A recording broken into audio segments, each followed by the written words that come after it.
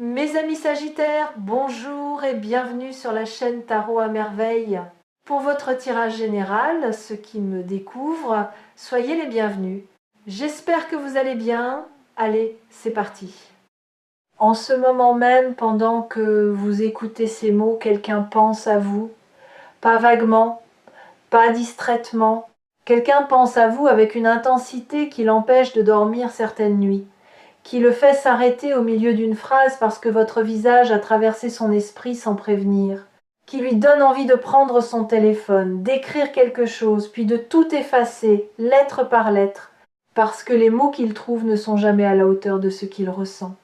Cette personne porte un message pour vous, un message important, et ce message refuse de sortir, non pas parce que cette personne ne veut pas vous le dire, mais parce que ce qu'elle ressent est si vaste, si dense, si chargé de vérité que chaque tentative de le mettre en mots lui semble ridicule. Comme essayer de verser l'océan dans un verre d'eau. Aujourd'hui, nous allons écouter ce message ensemble, pas en devinant des détails, en ressentant l'énergie qu'il porte. Et pour cela, je vais faire quelque chose de différent. Je ne vais pas vous parler de cette personne directement. Je vais la peindre, trait par trait, couche par couche, comme un portrait qui se révèle lentement sur une toile blanche. Et au fur et à mesure que ce portrait prendra forme, vous la reconnaîtrez, pas par son nom, par la sensation qu'elle éveille en vous. Premier trait, les mains. Cette personne a des mains qui parlent, vous l'avez peu, être remarqué sans y prêter attention. La manière dont elle touche les objets, dont elle tient une tasse, dont ses doigts bougent quand elle réfléchit ou quand elle est nerveuse. Ses mains trahissent ce que sa bouche tait. Quand elle est en votre présence, ses mains font des choses qu'elle ne contrôle pas. Elles se rapprochent de vous, elles ajustent quelque chose, n'importe quoi, juste pour occuper l'espace entre vous et elle. Elles tremblent parfois, à peine, quand la conversation touche un sujet trop proche de ce qu'elle voudrait vous dire. Ses mains portent des années de mots retenus, des caresses jamais données, des lettres jamais écrites, des gestes commencés puis interrompus par la peur. Si vous prêtez attention à ses mains la prochaine fois que vous verrez cette personne, vous lirez tout ce qu'elle n'a pas le courage de prononcer. Deuxième trait, le regard. Il y a une manière particulière dont cette personne vous regarde. Et cette manière est différente de celle dont elle regarde les autres. Ce n'est pas un regard appuyé ou insistant. C'est un regard qui dure une fraction de seconde de plus. Juste assez pour que quelque chose passe. Pas assez pour que vous puissiez le nommer avec certitude. Vous l'avez senti, ce regard, peut-être en avez-vous douté immédiatement après. Peut-être vous êtes-vous dit que vous aviez imaginé cette intensité, que vous projetiez quelque chose qui n'existait pas. Mais non, vous n'avez rien imaginé. Ce regard est réel. Et ce qu'il contient est précisément le message que cette personne n'arrive pas à formuler. Dans ce regard, il y a de l'admiration.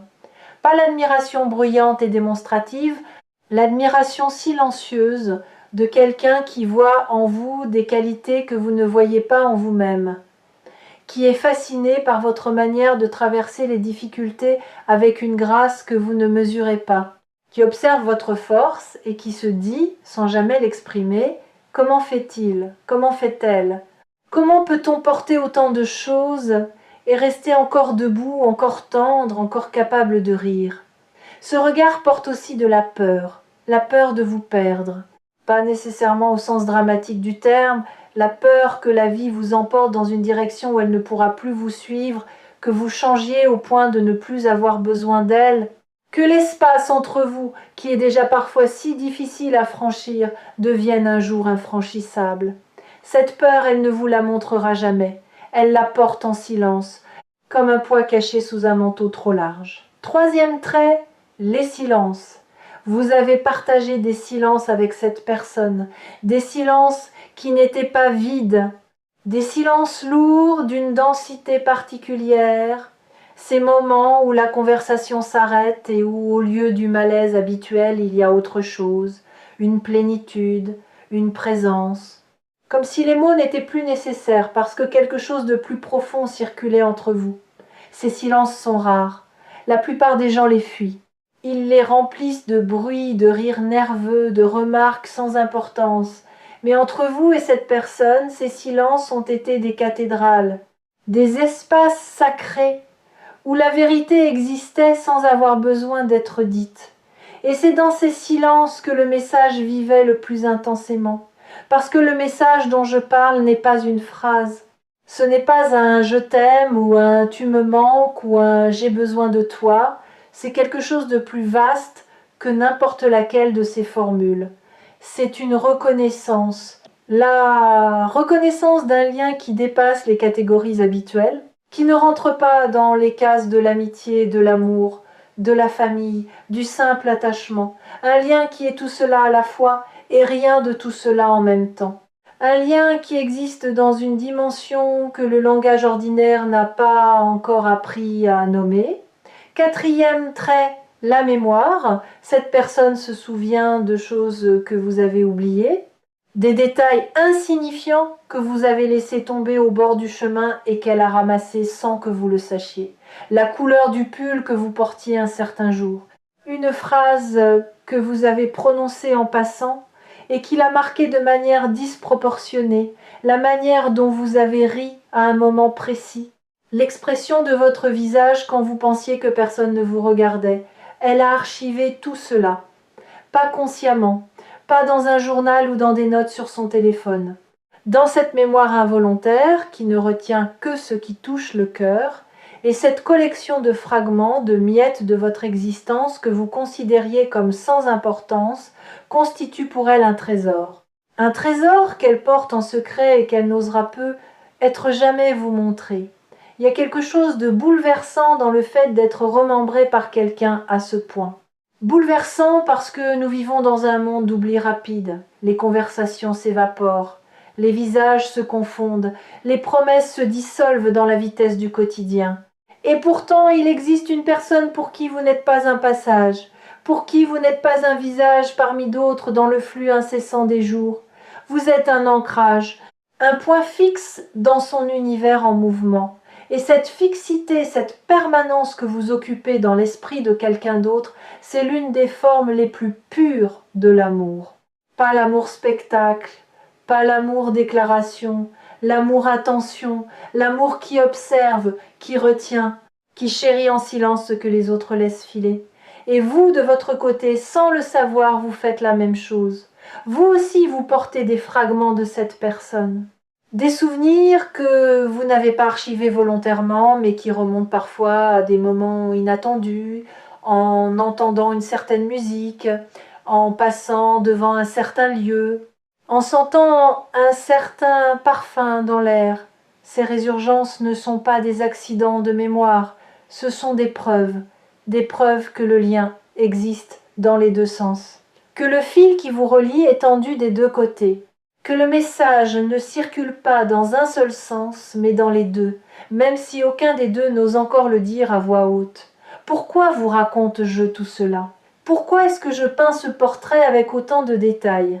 Parce que le message que cette personne veut vous dire, vous ne pourrez le recevoir que si vous comprenez d'abord la profondeur du lieu d'où il vient.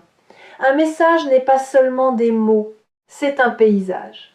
C'est un écosystème entier, de sentiments, de souvenirs, de peur et d'espoir, qui convergent en un seul point d'expression.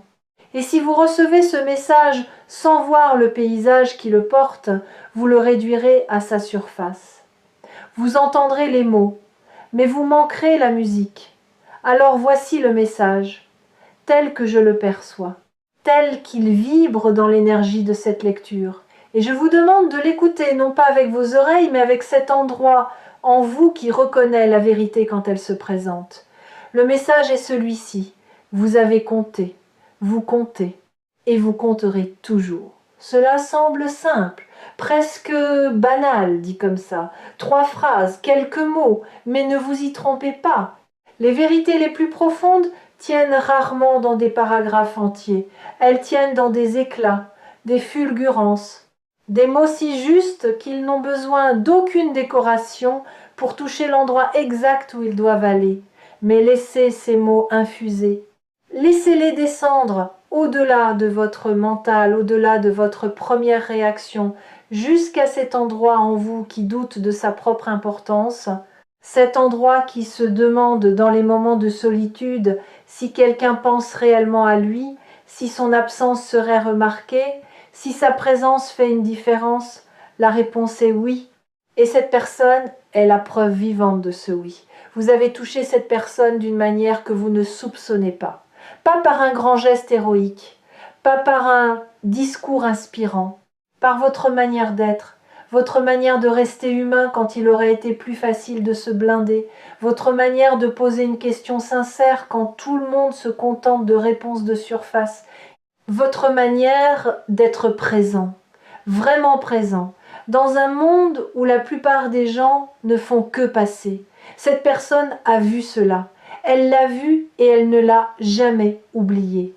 Et le message qu'elle porte, ce message trop grand pour les mots, c'est sa manière de vous dire « Tu n'es pas invisible, tu n'as jamais été invisible. Et le jour où tu sauras à quel point tu comptes pour moi, tu ne douteras plus jamais de ta valeur. Maintenant, je vais vous confier quelque chose que cette personne ne sait pas elle-même, quelque chose que seul un regard extérieur peut percevoir.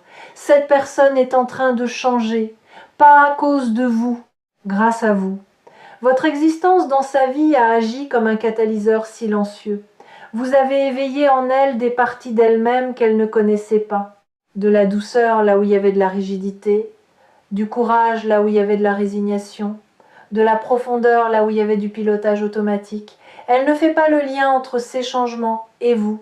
Elle ne sait pas que c'est votre influence, subtile et constante, qui a initié ce mouvement intérieur. Mais vous le savez maintenant. Et cette connaissance porte une responsabilité douce. La responsabilité de continuer à être exactement ce que vous êtes, sans forcer, sans performer, simplement en restant fidèle à cette authenticité qui touche les gens autour de vous d'une manière que vous ne pouvez pas mesurer. Ceux qui ont trouvé refuge dans les messages de tarot à merveille reconnaissent ce type de vérité, la vérité qui ne crie pas, qui murmure, qui se glisse dans les interstices de votre conscience et qui dépose une graine que vous ne verrez germer que plus tard, dans un moment de silence, dans un éclair de lucidité inattendue. Il y a une raison pour laquelle cette personne n'a pas encore parlé, et cette raison mérite d'être comprise, pas jugée. Parler, vraiment parler, dire la vérité de ce que l'on ressent à quelqu'un qui compte, c'est l'un des actes les plus vulnérables qui existent. Parce que parler, c'est offrir à l'autre un pouvoir sur soi. Le pouvoir de recevoir ou de rejeter, le pouvoir de comprendre ou de mal interpréter, le pouvoir de s'approcher ou de s'éloigner. Et cette personne, malgré tout ce qu'elle ressent, malgré la force du message qui pulse en elle, n'est pas encore certaine que vous êtes prêt à le recevoir. Pas parce qu'elle doute de vous, mais parce qu'elle doute d'elle-même. Elle se demande si elle est assez. Assez quoi? Elle ne saurait pas le dire. Assez en général. Assez pour mériter votre attention pleine. Assez pour que ces mots ne soient pas balayés par un silence poli ou un sourire embarrassé. Ce doute est le miroir exact du vôtre, parce que vous aussi, quelque part en vous, vous vous demandez si vous êtes assez. Et cette symétrie est la preuve la plus belle et la plus douloureuse du lien qui vous unit. Vous doutez l'un de l'autre pour les mêmes raisons. Vous hésitez l'un vers l'autre avec les mêmes peurs. Vous portez le même poids de mots non dits, et aucun des deux n'imagine que l'autre porte exactement le même fardeau. Il y a dans votre vie un moment qui approche, un moment pivot, pas un événement spectaculaire, quelque chose de petit en apparence, une conversation ordinaire qui sans prévenir va basculer dans l'extraordinaire, un instant où les défenses tomberont, pas les deux en même temps, peut être, mais l'une des deux en premier. Et ce premier mouvement d'ouverture créera l'espace pour le second, comme un premier flocon qui annonce la neige, comme un premier mot qui ouvre un discours entier. Ce moment ne peut pas être forcé, il ne peut pas être planifié, il se produira quand les conditions intérieures seront réunies, quand la lassitude de taire sera plus forte que la peur de parler, quand le poids du silence deviendra plus lourd que le risque de la vérité. Et ce point de basculement, il approche. Pour vous comme pour cette personne. Je veux vous raconter comment fonctionne ce type de basculement parce que le comprendre va vous aider à le reconnaître quand il se produira. Les grands moments de vérité entre deux êtres humains ne surviennent presque jamais dans les circonstances idéales. Ils ne se produisent pas au coucher du soleil, avec la bonne musique en arrière-plan et les mots parfaits au bout de la langue. Ils surviennent dans les moments banals, dans une cuisine, dans une voiture, au milieu d'une activité ordinaire. Quand la garde est baissée, parce que rien ne laissait présager que ce moment serait celui-là. C'est précisément l'absence de mise en scène qui permet à la vérité de se faufiler. Parce que la vérité n'aime pas les projecteurs, elle préfère les interstices, les coins d'ombre, les parenthèses du quotidien où personne ne fait attention. Alors quand ce moment viendra, il ne ressemblera pas à ce que vous imaginez, il sera plus petit, plus humble, plus tremblant et infiniment plus beau que n'importe quel scénario que votre mental aurait pu construire. Parce que la beauté véritable ne se fabrique pas, elle émerge comme une source, comme un premier rayon à travers les nuages, comme un mot qui sort enfin après des années de silence. Votre rôle en attendant n'est pas de pousser, de provoquer, d'arracher des mots à quelqu'un qui n'est pas encore prêt. Votre rôle est d'être un espace sûr, un territoire où la vérité est bienvenue, où la vulnérabilité n'est pas punie, où les mots maladroits sont accueillis avec la même tendresse que les mots parfaits. Et vous êtes cet espace, vous l'avez toujours été. C'est d'ailleurs pour cela que cette personne a choisi inconsciemment de porter son message vers vous et pas vers quelqu'un d'autre. Parce qu'elle sait, dans un endroit au-delà des mots, que vous saurez entendre ce que les autres n'entendraient pas. Parlons maintenant de ce qui change en vous pendant que ce message se prépare à émerger. Parce que ce n'est pas seulement cette personne qui est en mouvement, vous aussi, vous êtes en train de développer une capacité nouvelle, ou plutôt de redécouvrir une capacité ancienne, la capacité d'écouter au-delà des mots, de percevoir l'intention derrière le geste, le besoin derrière la demande, la blessure derrière la colère. Cette capacité, vous l'avez toujours eue, mais la vie vous a appris à la mettre en sourdine, parce que ressentir autant était épuisant, parce que comprendre les gens à ce niveau de profondeur vous exposait à leur douleur en plus de la vôtre. Aujourd'hui, cette capacité revient, mais elle revient différemment, plus mûre, plus équilibrée, accompagnée d'une sagesse que vous n'aviez pas la première fois, la sagesse de comprendre sans absorber, de ressentir sans se noyer, d'être empathique sans se perdre dans l'empathie. Cette version mature de votre sensibilité est un cadeau rare.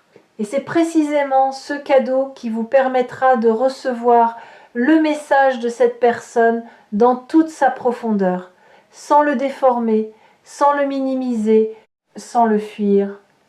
Vous êtes aussi en train de développer quelque chose d'autre, un instinct de vérité, là où vous acceptiez avant les apparences, les sourires de façade, les ça va automatiques, vous sentez désormais ce qui se cache en dessous. Vous percevez les non-dits comme on perçoit un courant sous la surface d'une eau calme.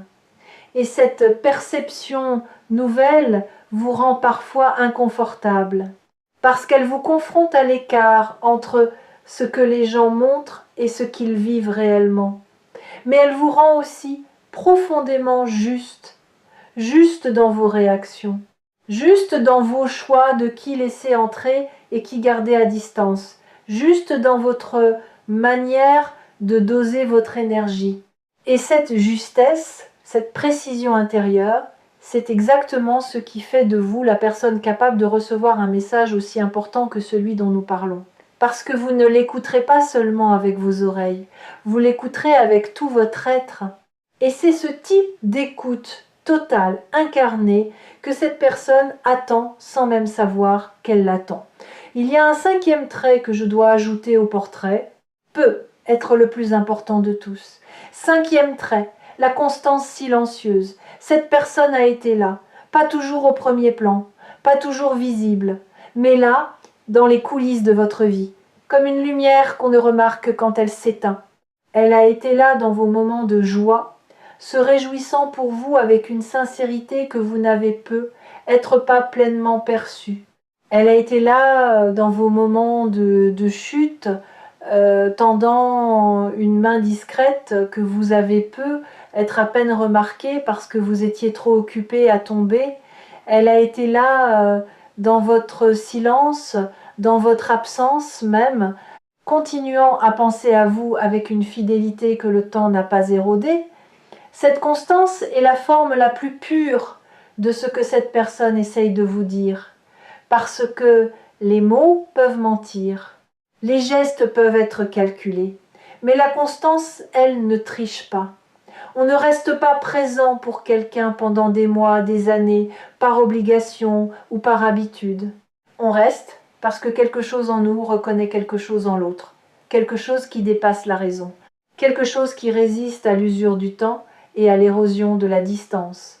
Ce portrait est maintenant suffisamment avancé pour que vous commenciez à voir, pas avec les yeux, avec le cœur.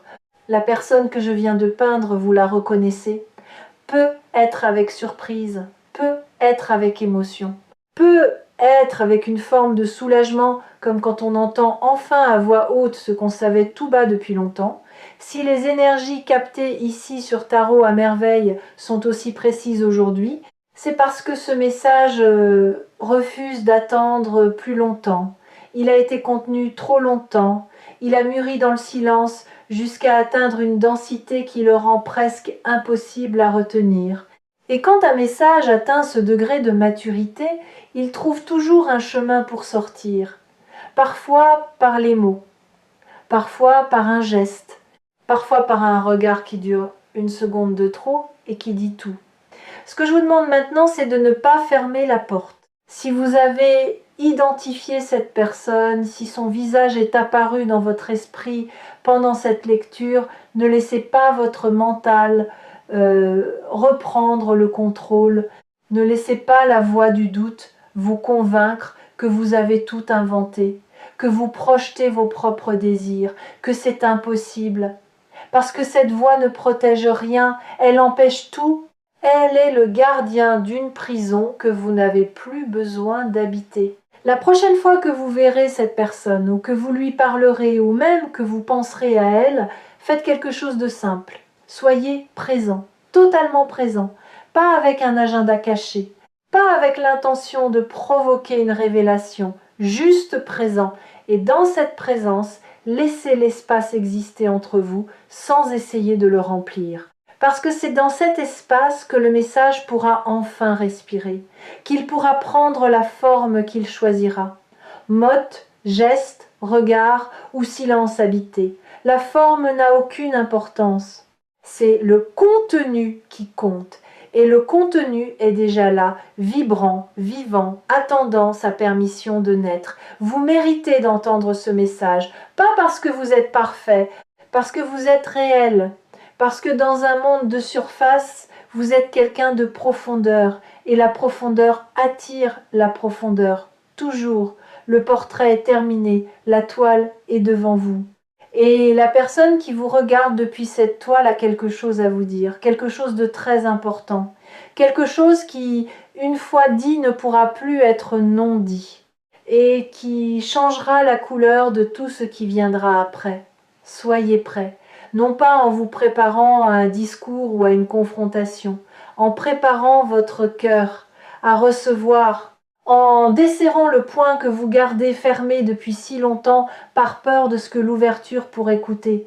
Et croyez-moi, l'ouverture coûte toujours moins cher que la fermeture. Toujours. Parce que la fermeture vous protège peut être de la douleur, mais elle vous prive aussi de tout le reste, de la joie, de la connexion. De cette sensation irremplaçable d'être vu par quelqu'un qui vous connaît vraiment. Prenez soin de ce lien. il est plus précieux que vous ne le pensez. Et souvenez-vous que sur Tarot à merveille, chaque message est une porte, pas une réponse définitive, une porte. Et c'est vous qui décidez de la franchir. Celle-ci est ouverte. La personne de l'autre côté attend. Et ce qu'elle a à vous dire vaut chaque seconde de patience, chaque battement de cœur et chaque pas que vous ferez pour la rejoindre.